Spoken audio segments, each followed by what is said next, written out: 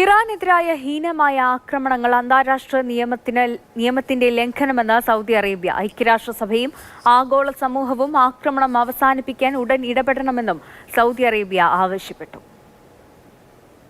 ഇറാനെതിരായ Israel ആക്രമണത്തെ Saudi അറേബ്യയുടെ നേതൃത്വത്തിലുള്ള അറബ് സഖ്യരാജ്യങ്ങൾ അപലപിച്ചിരിക്കുകയാണ്. ആക്രമണങ്ങൾക്കെതിരെ പ്രതികരിച്ച ആദ്യത്തെ അറബ് രാഷ്ട്രമാണ് സൗദി അറേബ്യ.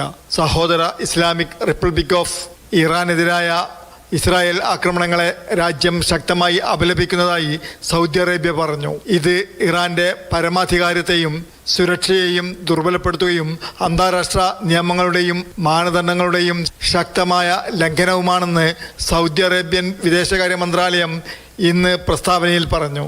ഈ ഹീനമായ ആക്രമണങ്ങളെ രാജ്യം അപലപിക്കുന്നുണ്ടെങ്കിലും അന്താരാഷ്ട്ര സമൂഹത്തിനും UN സുരക്ഷാ കൗൺസിലിനും ഈ ആക്രമണം ഉടനടി നിർത്തുവാനുള്ള വലിയ ഉത്തരവാദിത്തമുണ്ടെന്ന് സൗദി അറേബ്യ പ്രസ്താവനയിൽ പറഞ്ഞു.